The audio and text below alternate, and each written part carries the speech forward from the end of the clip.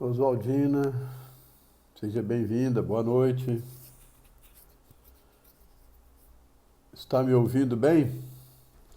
Dá um sinal aí para eu saber. Verinha, seja bem-vinda, boa noite. O som tá bom? Estão me ouvindo bem? Me dá uma resposta aí.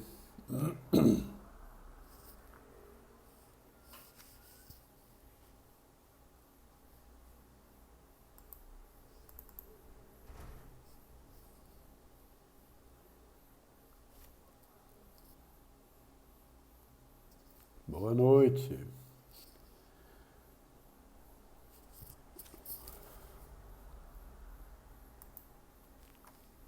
Boa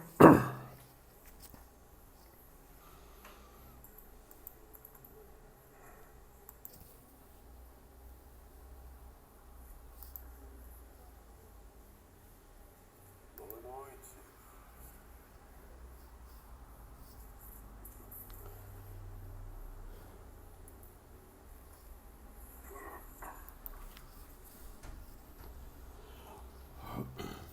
Ótimo. Se o som tá bom, é o que importa, né?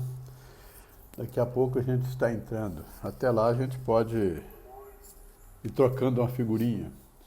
Jocélia, seja bem-vinda. Faz tempo que a gente não se vê, hein, Jocélia? Só estamos nos vendo aqui pelos vídeos, né? Ótimo. O som tá bom, é o que importa, né? Daqui a pouco a gente está entrando. Até lá a gente pode...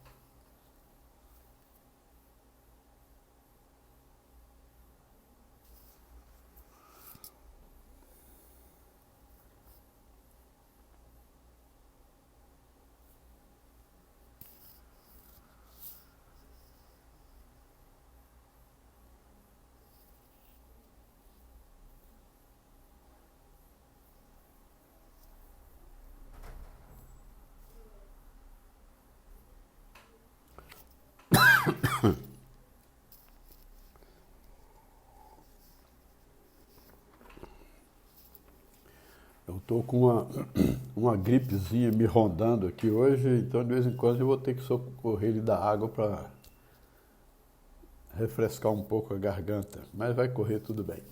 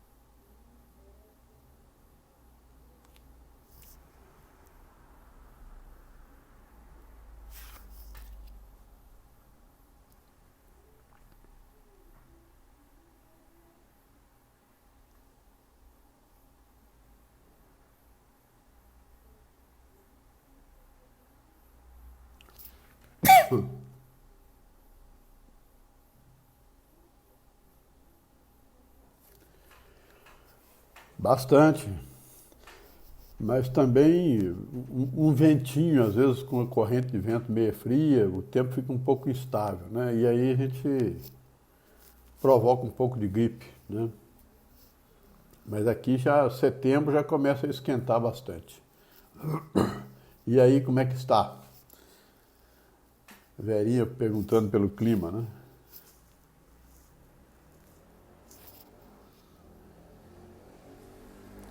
Aqui é terra de verão quente, Verinha. Rio de Janeiro, faz calor. Mas até que no mês de setembro, aqui em Campos, costuma ser um pouco mais fresco, venta um pouco, né? Mas é bem diferente daí do sul, que é onde calor não é tanto, né?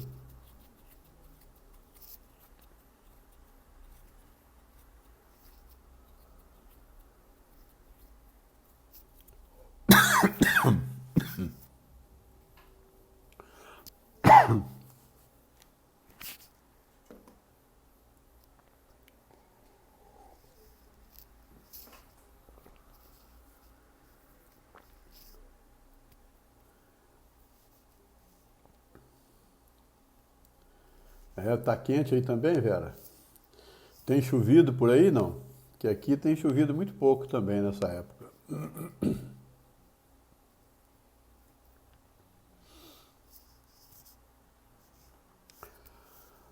Bom, nossa hora está chegando, né? 20 horas.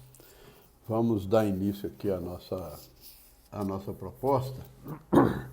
E para a gente iniciar e preparando as mentes e os corações para essa jornada de hoje, eu trouxe uma mensagem que está no livro Fonte Viva, de uma psicografia de Francisco Cândido Xavier pelo Espírito Emmanuel, intitulada Na Grande Romagem. É uma mensagem que me parece ter assim, tudo a ver com o tema que escolhemos para hoje, porque está falando justamente na grande romagem, né, ou uma espécie de viagem que também pretendemos fazer hoje. E ela diz o seguinte: pela fé, Abraão, sendo chamado, obedeceu, indo para um lugar que havia de receber por herança, e saiu sem saber onde ia. Paulo, Carta aos Hebreus, capítulo 11, versículo 8. Pela fé, o aprendiz do Evangelho é chamado, como Abraão, à sublime herança que lhe é destinada. A conscrição atinge a todos. O grande patriarca hebreu saiu sem saber para onde ia, e nós, por nossa vez, devemos erguer o coração e partir igualmente. Ignoramos as estações de contato na romagem enorme, mas estamos informados de que o nosso objetivo é Cristo Jesus. Quantas vezes seremos constrangidos a pisar sobre os espinheiros da calúnia? Quantas vezes transitaremos pelo trilho escabroso da incompreensão? Quantos aguaceiros de lágrimas nos alcançarão o espírito? Quantas nuvens estarão interpostas entre o nosso pensamento e o céu em largos trechos da senda? Insolúvel a resposta. Importa, contudo, marchar sempre no caminho interior da própria redenção sem esmorecimento. Hoje é o suor intensivo, amanhã é a responsabilidade, depois é o sofrimento e em seguida é a solidão. Ainda assim, é indispensável seguir sem desânimo. Quando não seja possível avançar 2 passos por dia, desloquemo-nos para diante, pelo menos alguns milímetros. Abre-se a vanguarda em horizontes novos de entendimento e bondade, iluminação espiritual e progresso na virtude. Subamos sem repouso pela montanha escarpada, vencendo desertos, superando dificuldades, varando nevoeiros, eliminando obstáculos. Abraão obedeceu, sem saber para onde ia, e encontrou a realização da sua felicidade. Obedeçamos por nossa vez, conscientes de nossa destinação e convictos de que o Senhor nos espera, além da nossa cruz, nos cimos resplandecentes da eterna ressurreição.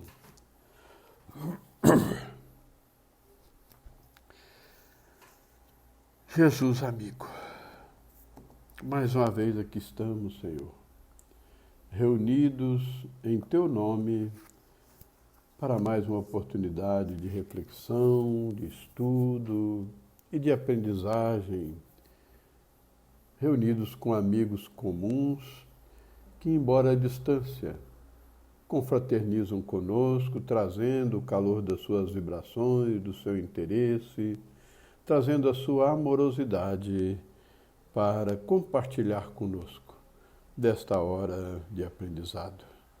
Envolva-nos a todos, Senhor, nas Tuas bênçãos e permita que possamos dar por iniciada as atividades desta noite.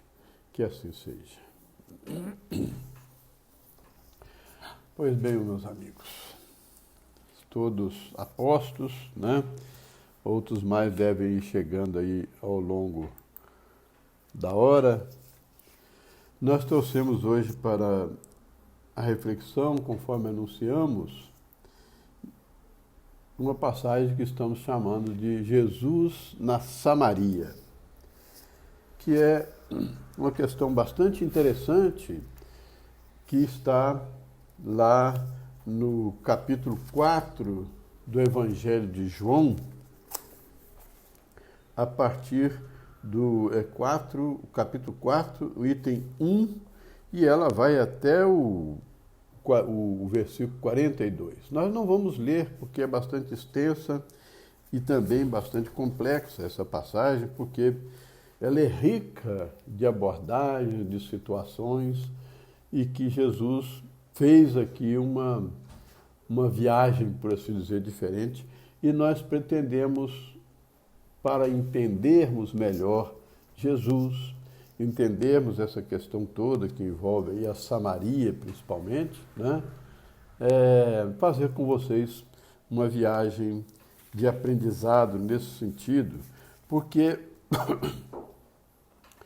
existem as duas principais religiões que existem no mundo, as que reúnem o maior número de adeptos, é o cristianismo e o islamismo, né, ou os muçulmanos, né, a religião lá dos muçulmanos, que é o que tem o maior número de adeptos. E essas duas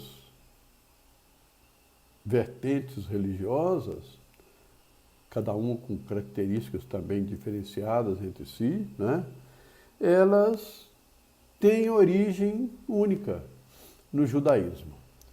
Então, as maiores religiões do planeta têm origem no judaísmo. Começaram ou tiveram suas raízes no judaísmo. Principalmente as religiões ocidentais, né? Que envolvem aí as Américas, a Europa, né? Que são as regiões mais desenvolvidas do planeta nesse sentido, no sentido de progresso econômico, científico e tal, né? Também onde predominam as religiões de origem abraâmica, como se diz, né? Então, por isso, nós queríamos refletir um pouco sobre essas origens para entender melhor esta lição de hoje, que é de Jesus na Samaria. Para isso, nós precisamos fazer um certo passeio, vamos dizer assim, pelo Velho Testamento, que é uma coisa que os espíritas não têm muito hábito de fazer, mas nós precisamos fazer isso, porque Jesus, em várias situações, se referia, fazia alusões às questões do Velho Testamento, até para afirmar, né, ou infirmar a sua condição de Messias, daquele que seria o enviado que viria, né? Então, ele se utilizou de diversas formas em situações críticas, situações importantes, ele buscava fundamento, buscava recursos, fazia alusões às situações do Velho Testamento. Vamos ver isso principalmente numa passagem que é muito comentada e muito pouco entendida até, ele na cruz, já nos últimos momentos dele na cruz, quando ele diz, né, está lá na narrativa de Marcos e de Mateus, né? Meu Deus, por que me abandonaste? Né? que a gente estranha. Jesus se preparou para aquilo, anunciou que aconteceria, passou por todo o sofrimento e na hora da agonia maior teria enfraquecido e disse, meu Deus, por que me abandonaste? Não foi nada disso, né? Na verdade, ele estava fazendo mais uma alusão ao Velho Testamento. Porque esta fala, né, exatamente dessa forma, meu Deus, por que me abandonaste? Está lá no Velho Testamento, no Salmo 22, que começa exatamente com essa expressão, né? Meu Deus, por que me abandonaste? Então Jesus, em várias situações, fez alusão ao Velho Testamento. E nós, espíritas, que temos como proposta resgatar a essência do Evangelho de Jesus, precisamos conhecer essas questões, né? E principalmente as nossas origens culturais e de religiosidade que vem do Velho Testamento, que vem lá das tradições judaicas. Por isso se diz que, do ponto de vista da religiosidade, nós somos uma civilização judaico-cristã, né? Porque trazemos essa origem que vem de lá. E a gente tem uma série de reservas até, em muitas manifestações, a gente vê com o povo judeu, né, que foi muito perseguido durante toda a história da humanidade, principalmente depois do Cristo, né? Foram expulsos lá da Palestina, ficaram até só em 1948 que oficialmente retornaram para lá, quer dizer, mais de 1.900 anos fora da Terra Prometida, né? Mesmo assim mantiveram as suas tradições, mantiveram contato, se comunicando sempre e mantendo as suas tradições até hoje. Isso é um exemplo muito significativo, embora possamos discordar de alguns pontos, mas são exemplos bastante significativos. Estou vendo aí companheiras novas, né? Não, Etelvina não tão nova, que já está aqui conosco há alguns dias, mas Ziolé Weber, né? Boa noite, Ziolé. É a Ziolé lá de Pitanga, que nos conhecemos ainda quando muito jovens. Seja bem-vinda. Pois bem, falando então do Velho Testamento e do que importa para o nosso entendimento aqui, esta viagem que Jesus fez a Samaria, ele encontrou aquela mulher samaritana num poço, que chama-se Poço de Jacó, né? Vamos ver a origem disso aí, para a gente entender todo esse processo. Até porque havia uma adversidade muito grande entre os judeus e os samaritanos. Embora todos fossem hebreus, embora todos fossem da mesma origem, mas havia uma severa implicância de uns com outros, principalmente dos judeus para com os samaritanos, né? Divergências religiosas, na maneira de interpretar os textos bíblicos, né? Mas também questões políticas, regionais, geográficas, enfim, uma série de questões que motivaram esta rivalidade, esta dificuldade de relacionamento que eles tinham, essa adversidade entre os povos, né? E Jesus, mais de uma vez, fez referências aos samaritanos, né? Lá na parábola do homem, do bom samaritano, havia um doutor da lei e um rabino que passaram pelo homem e não socorreram. Isso é uma parábola, não é um fato, é uma história que Jesus contou, né? Mas ele colocou o samaritano, aquele que os judeus odiavam, que os judeus desprezavam, que achavam que não valia nada. O samaritano foi quem socorreu o homem caído, mostrando quem é o meu próximo, né? Naquela passagem lindíssima que Jesus nos fala. Então, voltando lá ao poço de Jacó, nós vamos ter que primeiro situar quem é esse Jacó, né? Este poço, assim como Jacó, é antigo, né? Há cerca de 2.000 ou talvez mais de 2.000 anos antes do Cristo já existia aquele poço. Porque aquele poço foi feito por Jacó. E Jacó teria doado aquelas terras onde estava aquele poço ao seu filho mais novo, José, que foi aquele José do Egito, que foi para o Egito, mas aí é outra história, né? Ou dentro da mesma história, mas que uma vertente que não queremos abordar agora, né? Jacó era neto de Abraão. Abraão é o patriarca de todo o povo judeu, do povo hebreu, né? E também do povo árabe, que saiu a vertente aqui do islamismo, né? Porque ele teve 2 filhos, já idoso, né? A mulher dele também considerada estéril, mas ele teve 2 filhos, um com Agar, né? Que foi Ismael, e que acabou da descendência de Ismael se formando o povo árabe, e que depois veio Maomé, já depois do Cristo, e fundou a religião islâmica ou muçulmano, que estão aí até hoje. Grande parte da manifestação religiosa que temos hoje no mundo é descendente deste Maomé, que é descendente de Abraão, né? A outra vertente vem de Sara, da união dele com Sara, que nasceu Isaac, né? Que foi considerado o filho legítimo de Abraão pelos hebreus, né? Porque ele era legítimo, casado legitimamente com Sara, né? E teve um filho com Agar, que era uma serva, com a permissão de Sara, eram os costumes da época e eram outras circunstâncias. Mas, enfim, de Isaac, filho de Abraão, nasceu Jacó. Então, Jacó era neto de Abraão, né? E Jacó teve 12 filhos, né?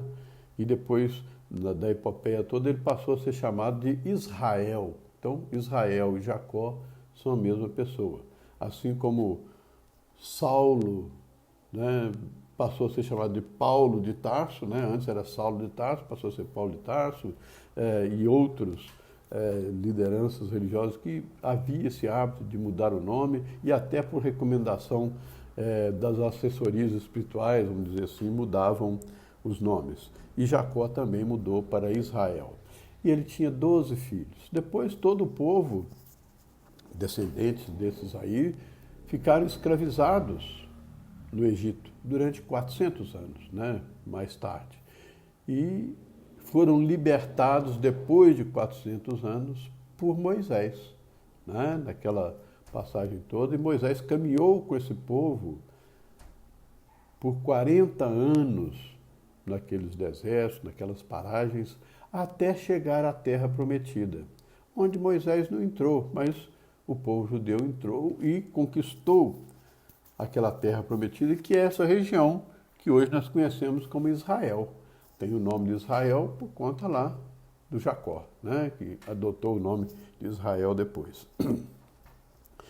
E quando chegaram na Terra Prometida, quando se estabeleceram nessa região que hoje nós conhecemos como Israel, né, eles dividiram a terra entre as 12 tribos. Ou seja, os descendentes de cada um daqueles filhos de Jacó recebeu, foi a forma que acharam de partilhar a terra conquistada, né? Um pedaço para cada clã, para cada descendência daqueles filhos. E eles trazem na sua cultura, o povo hebreu, toda essa ascendência, né, de cada um, a árvore genealógica de cada um, né? Então a gente vai ver, Jesus, por exemplo, é descendente de Judá, que era filho de Jacó, né? Paulo era descendente, salvo engano, de Benjamim, que também vem lá da descendência de Jacó. E aí traz toda a árvore genealógica de cada família, de cada cidadão, né? José também tinha lá, pai de Jesus, né? Tinha lá a sua descendência nessa mesma linhagem, enfim. De forma que, para a divisão ali, usou-se esse critério. Os filhos de Jacó, cada um, cada grupo daquela descendência, e Lucas descreve isso lá no capítulo 2 do seu evangelho, ele já descreve toda a descendência de Jesus, né?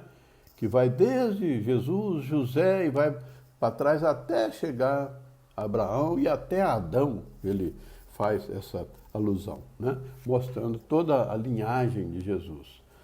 E Jesus era um dos filhos, né? Descende de um dos filhos de Jacó, como dissemos, que é Judá. Então, se estabeleceram em Israel com essa organização. Mas ao longo do tempo, esses grupos foram se mesclando, foram se misturando, foram juntando os interesses, né? E ao tempo de Jesus, haviam 3 grandes grupos, né? 3 grandes regiões em que eles se localizaram e ficou bastante conhecido, que era ao sul, né? Israel é como se fosse um retângulo, né? Mal comparando, que tinha de um lado, né, marginando o mar, o Mediterrâneo, né, e do outro lado a divisa era o Rio Jordão, fazia uma faixa estreita, relativamente estreita de terra ali entre o Jordão e o Mediterrâneo, que se situava o país que nós conhecemos como Israel, né, e que eles ocuparam na época, desculpem.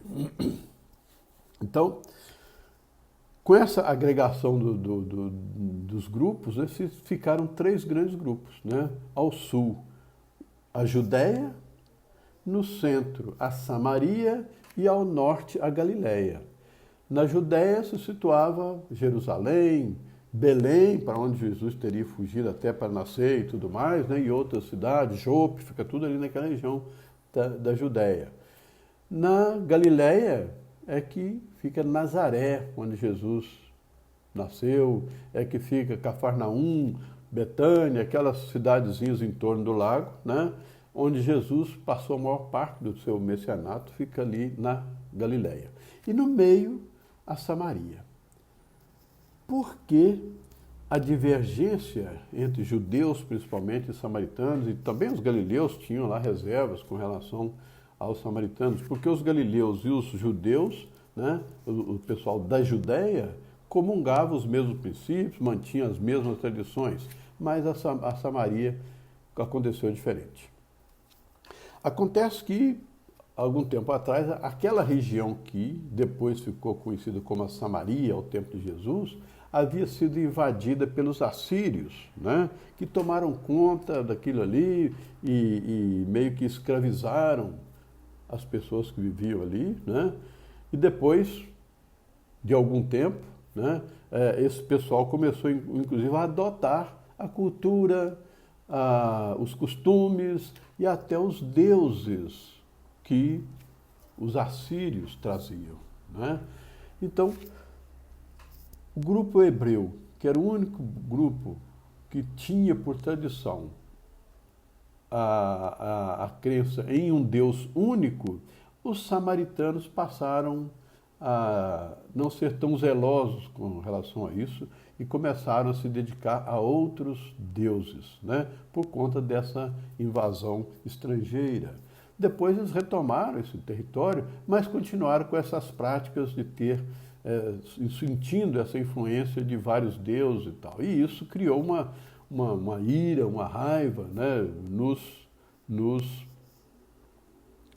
no povo pessoal da Judéia, né, nos outros hebreus, e eles começaram um processo de isolamento da Samaria, porque era um povo impuro, enfim, né, com as críticas e os preconceitos da religião que existiam de forma muito acirrada na época, de forma que a Samaria também se reagiu muito mal com relação a isso tudo e virou um campo de inimizades mesmo, de adversidades entre eles, né?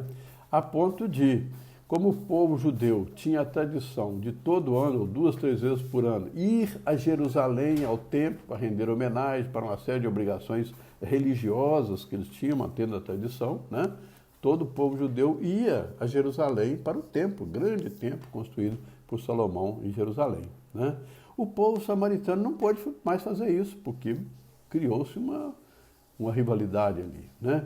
Eles então ergueram um templo lá na Samaria, né, para fazer suas homenagens lá, né? 100 e poucos anos antes da vinda do Cristo, um general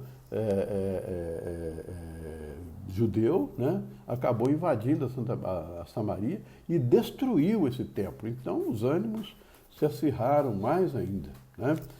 De forma que os samaritanos se achavam, não podiam frequentar o templo em Jerusalém, nem podiam ter o seu próprio templo. Criou uma confusão.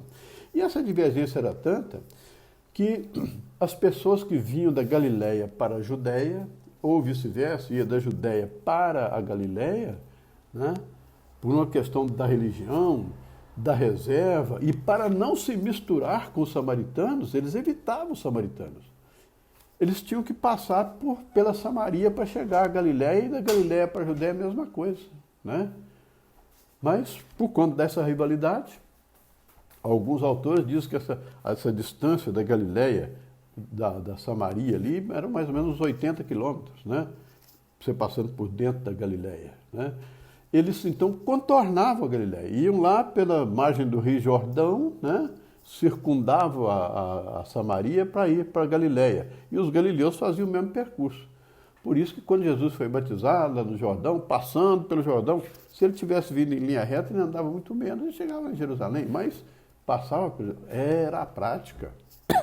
Os judeus evitavam passar pela Samaria, então contornavam lá pelas margens do Rio Jordão para poder ir se comunicar lá com a Galiléia. E os galileus com os judeus faziam o mesmo hábito.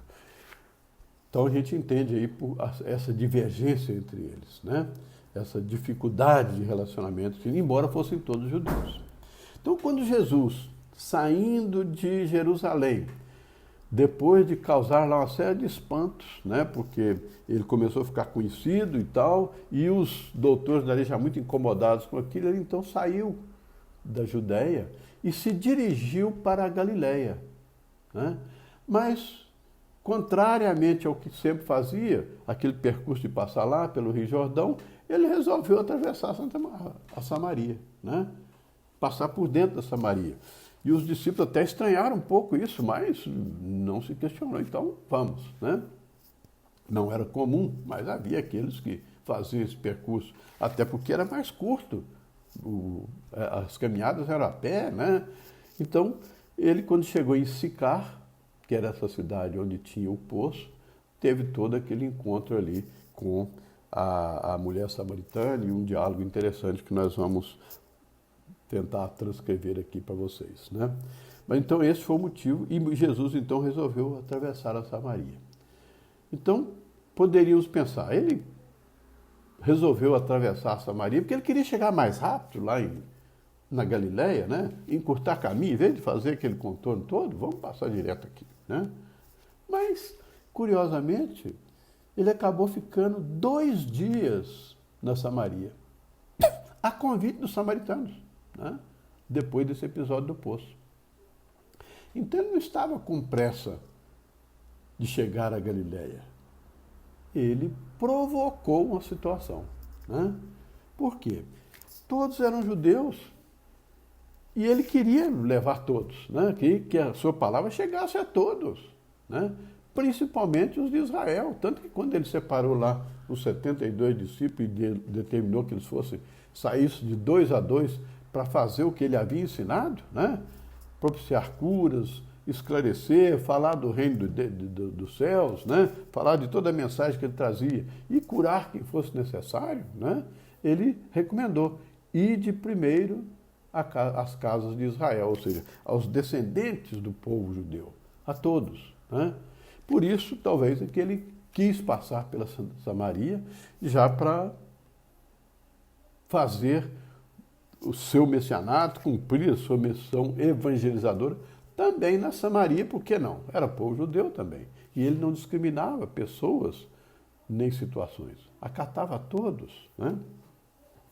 E aí vamos ver Jesus chegando no poço, né? Quando ele chegou em Sicar, que é uma cidade que fica, segundo alguns historiadores, ficava a cerca de 30 quilômetros, mais ou menos, de Jerusalém, né? Ele então saiu cedo de Jerusalém, caminharam 30 quilômetros e chegaram a Sicar. Era mais ou menos por volta de meio-dia. O texto bíblico diz que era quase a 6ª. 6ª era exatamente meio-dia, porque na jornada de trabalho, de atividade dos judeus, começava às 6 horas, né? A primeira hora, 7 horas, segunda hora, terceira hora, 6ª dava exatamente meio-dia. Então já estava próximo da 6ª quando ele chegou em Sicar, no poço de Sicar, que ficava na entrada da cidade. E aí tem toda uma questão envolvendo os poços de um modo geral, e este em particular, porque este poço foi construído por Jacó, né? Há 2000 anos antes, ou talvez um pouco mais anos atrás, né? E teria doado aquelas terras a José. Então era um posto muito significativo, simbólico e importante para a cultura judaica, né? E Jesus chegou ali e resolveu descansar um pouco, né? Enquanto ele chegou e sentou-se ali, né, para descansar, os discípulos que estavam com ele resolveram entrar na cidade de Sicar para comprar alguma coisa, né? E ele ficou ali sozinho, esperando. Não quis entrar, ficou ali, né? Assim que os discípulos saíram, chegou a mulher. E aí se desenvolveu o diálogo entre eles, né? A mulher chegou, né? Como é que ele diz aqui? Foi, pois, a uma cidade da Samaria chamada Sicar, junto da herdade que Jacó dera a seu filho José. E estava ali a fonte de Jacó. Jesus, pois, cansado do caminho, assentou-se assim junto da fonte. Era isto quase a hora sexta. Veio então uma mulher de Samaria tirar água. E disse-lhe Jesus: dá-me de beber. Aqui a gente tem algumas questões já para levantar. Veio uma mulher para tirar água. Isto era tarefa das mulheres.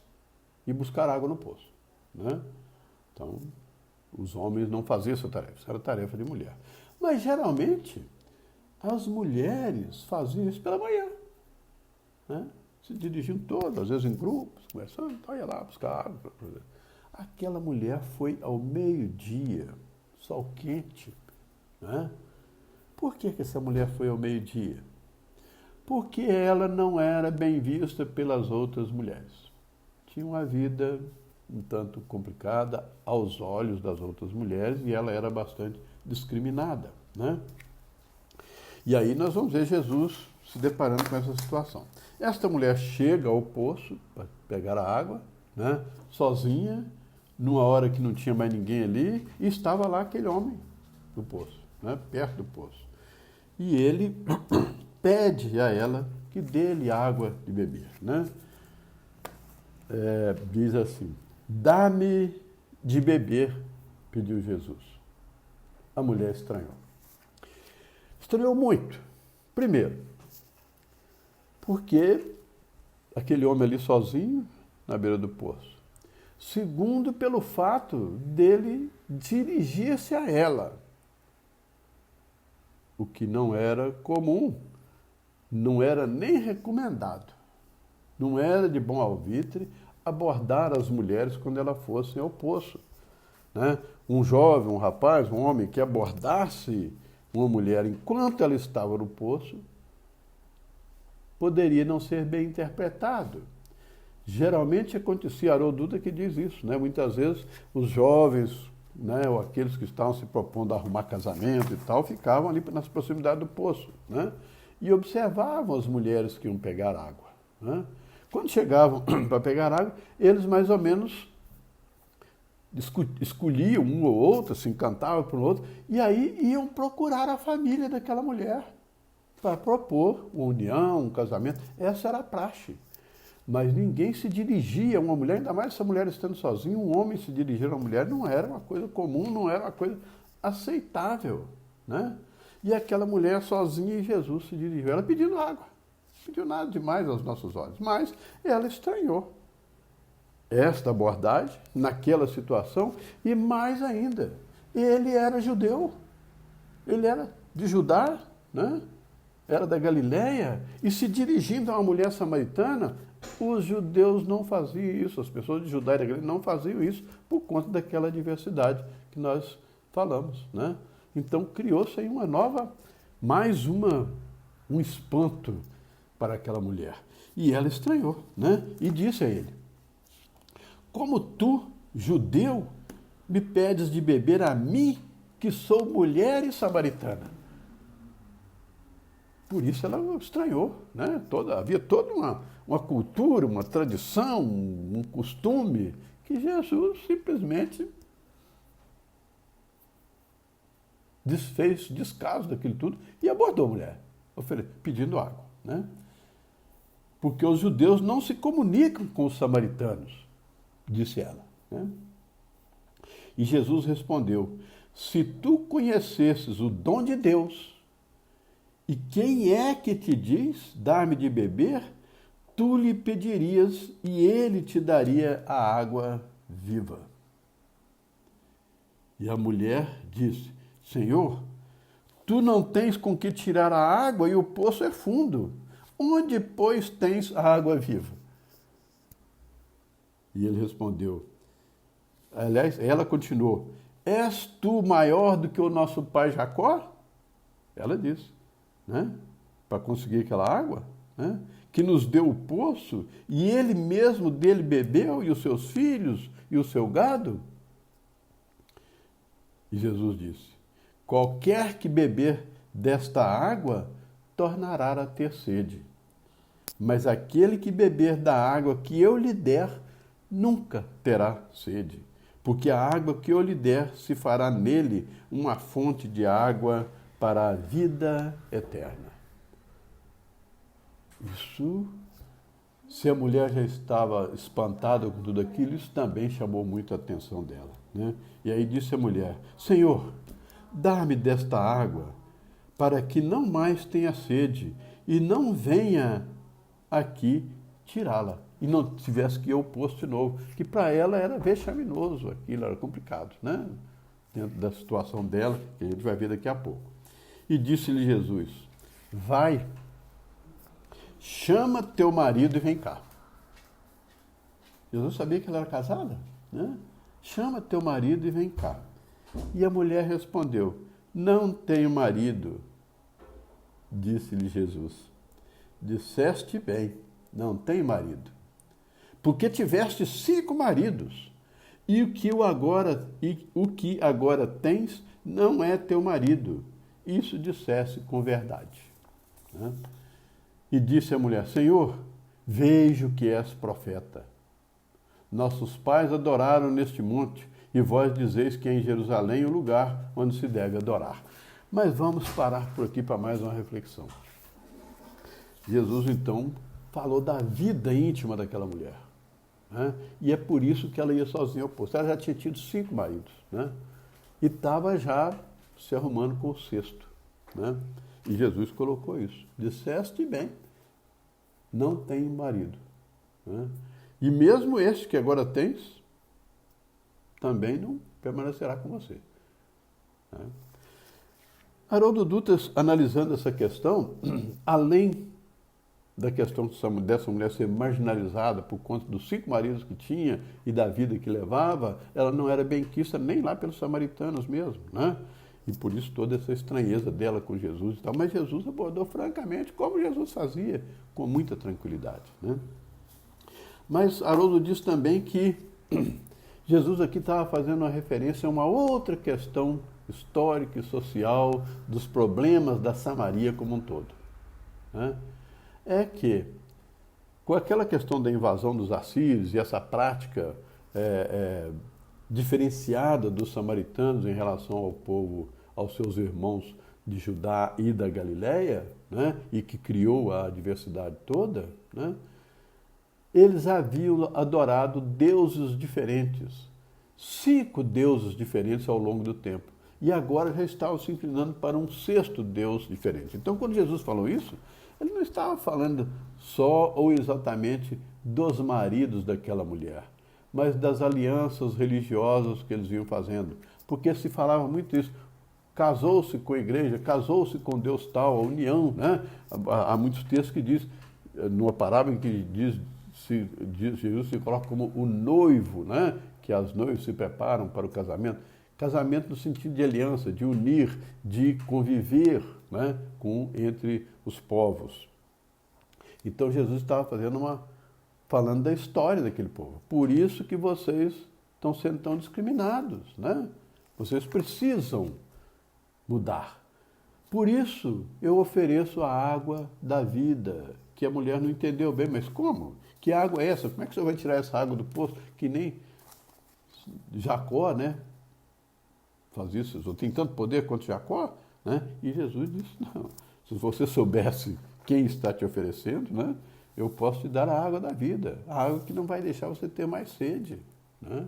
E ela então quando falou disso e falou dos maridos que ela tinha, né, ela reconheceu nele o profeta. E aí trouxe a outra questão. Nossos pais adoraram neste monte, e vós dizeis que é em Jerusalém o lugar onde se deve adorar. Os judeus fizeram adorações naqueles montes, ali tinham muitas montanhas, né, na Samaria, uma área escarpada, né? Então, adoraram naqueles montes, ela diz.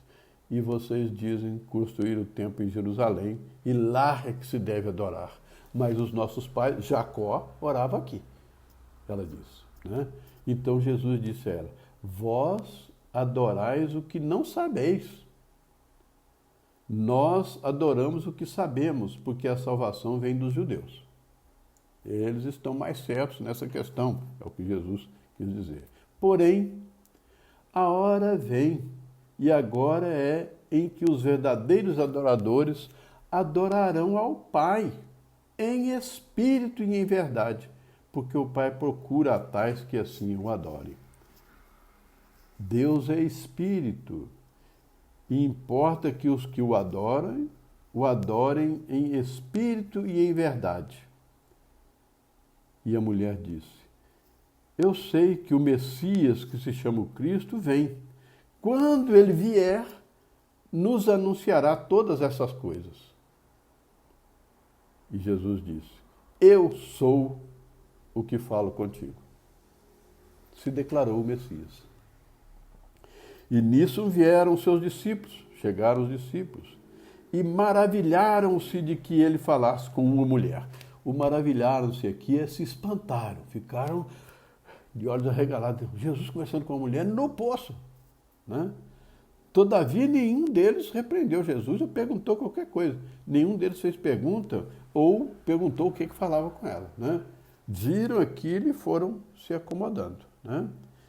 Deixou, pois, a mulher o seu cântaro, largou a vasilha que ela estava ali e foi à cidade e disse àqueles homens, vinde, vede um homem que me disse tudo quanto tenho feito. Porventura não é este o Cristo? E aí saíram todos para ver este homem, né? E foram encontrar Jesus no poço.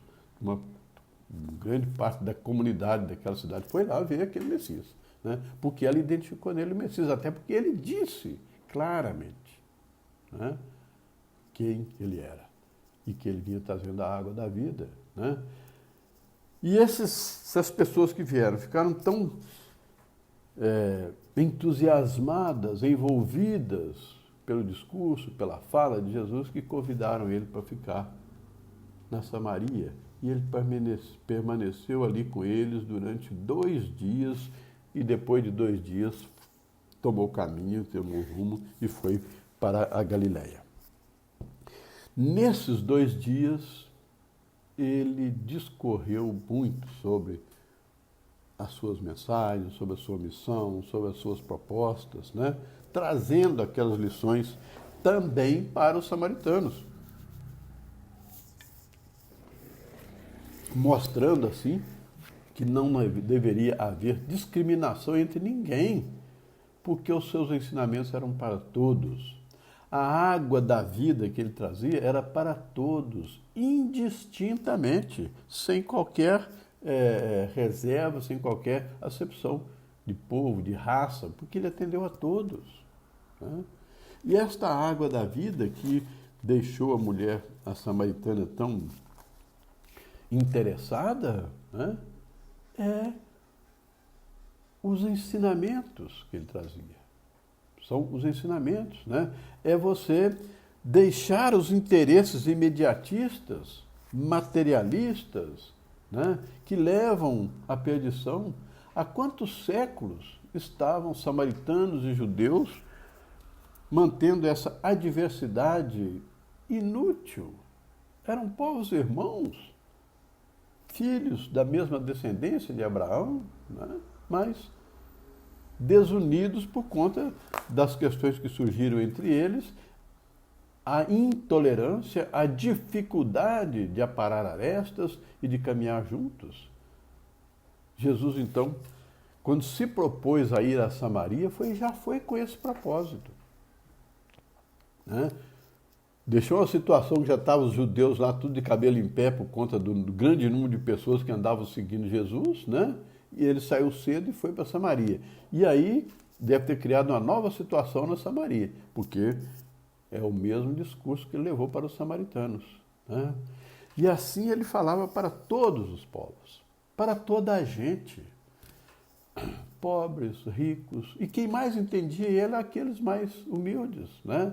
Mais necessitados, que estavam envolvidos em dores reais, físicas e morais, né? Mas era quem estava mais pronto a receber a água da vida, que é o conhecimento, né? Que são as virtudes que precisam ser desenvolvidas. E uma vez você desenvolvendo essas virtudes, você não vai perdê-las mais. Por isso que ele disse, não terá mais sede.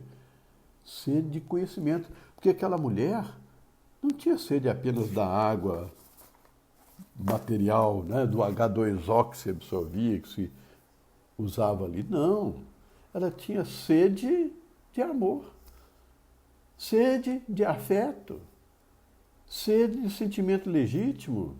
Veja uma mulher que para pegar a água, essencial para a vida, tinha que ir ao poço ao meio-dia, onde não havia mais ninguém, porque se fosse com as outras ela era mal vista, seria desprezada, né? Seria excluída do grupo, seria ridicularizada, jogariam na cara dela a vida que achavam que era irregular por conta das escolhas que fez, né? Então ela tinha um sofrimento diário, uma mulher permanentemente acuada na sociedade dela, no meio da gente dela, né? E Jesus acolheu essa mulher, pediu a ela água, né? Ela estranhou, e ele então ofereceu a água da vida. Quando ela viu essa possibilidade, existe uma água da vida, né?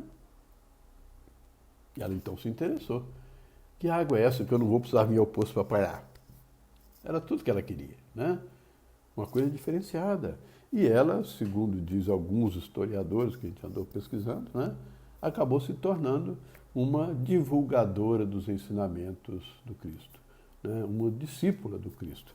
Embora, quando Jesus saiu da Samaria, houveram entre os samaritanos mesmo algumas críticas, bastante. Humberto de Campos fala disso, uma questão muito interessante até. Muitos deles não acreditaram em Jesus, né? Como é que pode? Esse aí não é o filho de um carpinteiro lá, que na terra dele ninguém acredita nele, né? Agora, outros acreditaram. Então, a viagem dele, a passagem dele pela Samaria foi muito proveitosa, porque ele ficou lá 2 dias a convite das pessoas, não foi de oferecido, né? Passou por lá, foi convidado e ele aceitou, né? Então, ele cumpriu exatamente, talvez, o que ele havia programado, embora ele não tivesse dito com antecedência aos discípulos que ele ia fazer, porque se dissesse, ia ficar todo mundo preocupado, né? Mas as coisas aconteceram naturalmente. E depois os próprios discípulos que estavam com ele também ficaram assim, satisfeitos com o progresso que havia acontecido ali. Mas então fica aí, nesta passagem com os samaritanos, este exemplo de Jesus buscando a união dos povos judeus naquela época, né? E atendendo as pessoas que tinham, através de pessoas que tinham poucas referências, que eram desacreditadas, marginalizadas na sociedade da época. Da mesma forma que ele fez com Maria de Magdala, acolheu, procurou, ele acolheu e fazia isso com todos, né? Todos muito bem-vindos, aqueles que vinham de boa vontade. Pobres, cegos, estropiados, né? Dementados, né? Como se dizia, endemoniados, que ele curava a todos. Não segurava ninguém, não impedia ninguém. A mulher hemorrágica, aquela outra também vítima dos costumes e da sociedade, né? Uma mulher que estava há 12 anos com um corrimento de sangue e que aquilo não curava. E aí não é só o incômodo de um corrimento de sangue durante 12 anos. É toda uma cultura por trás disso. Porque naquela época, a mulher que estava menstruada, por exemplo, durante o período da menstruação, ela era considerada impura. Ninguém podia tocá-la e nem ela tocar em ninguém, porque estava impura. Esta mulher, casada, né, tinha um corrimento que durava 12 anos. Ela era impura. O marido acabou largando dela porque ela era uma mulher impura. Né? Ela não era da Judéia, nem da Galiléia e nem da Samaria. Ela era da Síria. Né? Ela foi atrás de Jesus quando soube que Jesus estava passando nas imediações lá por perto. Né? A Síria fazia divisa lá com Israel. Quando um dia que Jesus estava passando, ela soube e foi atrás, sozinha. E Jesus já no meio da multidão, né?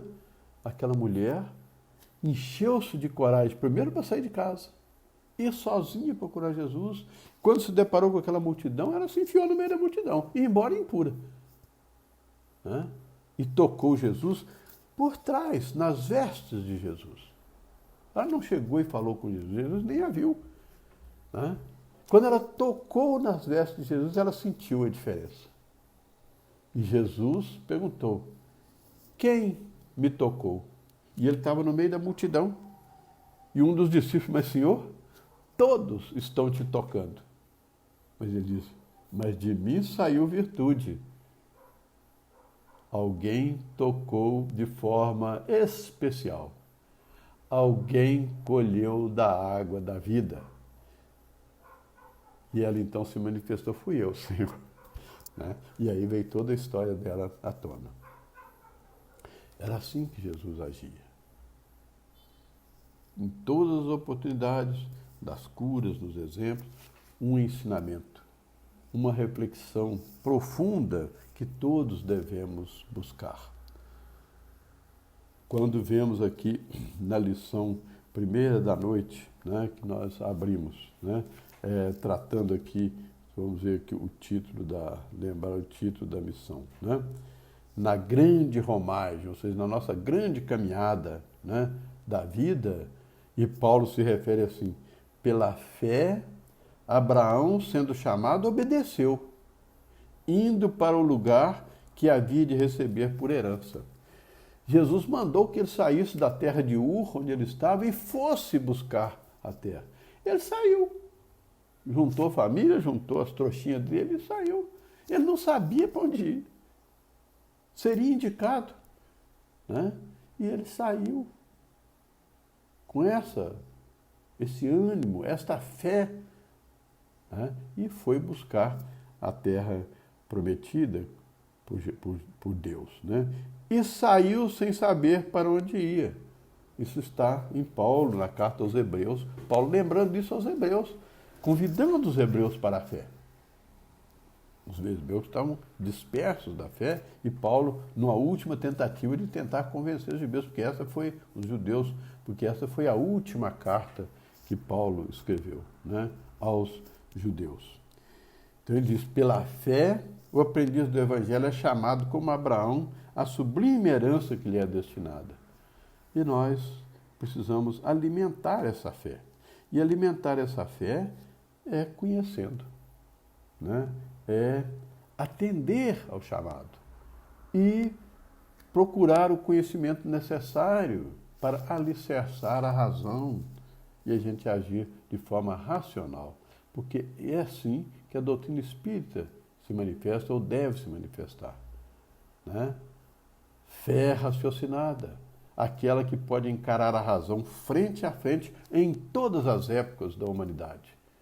E não devemos ter medo de perguntar, de questionar, mas com boa fé, com perseverança, com boa vontade, querendo encontrar a verdade. E nós vamos encontrar essa verdade se agirmos assim. Então, Emmanuel relembra aqui, obedecemos por nossa vez, conscientes da nossa destinação e convictos de que o Senhor nos espera, nos cimos resplandecentes da eterna ressurreição. Todos somos filhos de Deus, espíritos imortais, fomos colocados aqui para buscarmos a nossa evolução, para evoluirmos. Para isso nós precisamos desenvolver dois potenciais, né, que lá nos diz o Espírito de verdade, lá no Evangelho segundo o Espiritismo. 2 ensinamentos vos dou. Amai-vos e instruí-vos. Por isso que eu tenho buscado muitas vezes essas reflexões, trazendo essas histórias, esses casos, para reforçar as nossas ações. Aqueles antigos acreditaram, como Abraão. Deus mandou, o Espírito mandou, ele foi. A fé profunda, que nós hoje, até pelo conhecimento que temos, pelo raciocínio que temos, pela razão desenvolvida que temos, somos mais céticos, mais devagar nessa proposta. Não quer dizer que a gente tem que acreditar em tudo, mas precisamos raciocinar, né? Kardec dizia isso, né? É melhor rejeitar 99 verdades do que aceitar uma mentira. E como é que ele vai distinguir uma da outra? Pela inteligência, pelo raciocínio, pelo estudo, pelo aprendizado, né? Porque o próprio Cristo havia alertado. Haverão muitos profetas enganosos, que vos enganarão. Então é preciso que a gente apure o nosso discernimento. Mas para isso nós devemos baixar a cabeça, desenvolver a humildade e estarmos de boa vontade para assimilar as verdades que o Evangelho nos traz. E aceitando plenamente aquilo que Jesus disse. Eu sou o caminho, a verdade e a vida. Ninguém irá ao Pai senão por mim. Não é ele, Jesus, é os ensinamentos que ele trouxe, o exemplo que ele trouxe. É o caminho, a verdade e a vida. E nenhum de nós vamos promover o nosso processo evolutivo de forma satisfatória sem atentarmos para o Evangelho de Jesus, porque é ali que estão as lições. E Jesus as resumiu em 2 leis só, né? Amar a Deus sobre todas as coisas e ao próximo como a ti mesmo. O dia que nós aprendemos esses 2 mandamentos e começarmos a colocar em prática, sem dúvida, o mundo será melhor, porque nós estaremos melhorados. Que Jesus nos abençoe. Muito obrigado pela presença de todos. Eu, para encerrar, convidaria vocês para a prece de encerramento, encerrando assim a nossa atividade de hoje. Assim, Jesus amigo, agradecidos por estes momentos de reflexão, de aprendizado, onde pudemos viajar com Jesus pela Samaria, pelo Velho Testamento, recordando lições tão antigas, onde muitas vezes passamos por elas com indiferença, com descaso e ceticismo, mas que hoje buscamos, com a razão um pouco mais apurada, absorver essas lições em proveito do nosso próprio processo evolutivo. Abençoa, Senhor, a nossa iniciativa e os nossos propósitos, e permita que possamos dar por encerradas as atividades desta noite. Que assim seja. Meus irmãos, uma boa noite a todos e que tenham todos uma excelente noite, uma excelente semana, e procurem sempre refletir sobre esses ensinamentos que temos a oportunidade de absorver. Queria agradecer a presença aí de amigos queridos aí, Zé Altevir, que está aí conosco hoje, Maria Lúcia Figueiredo, né, lá de Bom Jesus, né, Maria Lúcia? Seja bem-vinda. Estejam sempre conosco aqui, toda quinta-feira a gente está aqui com a palestra recomendando para todos. Uma boa noite a todos, foi muito bom estar com vocês mais esta oportunidade. Boa noite, Verinha. Um abraço na nossa turma lá.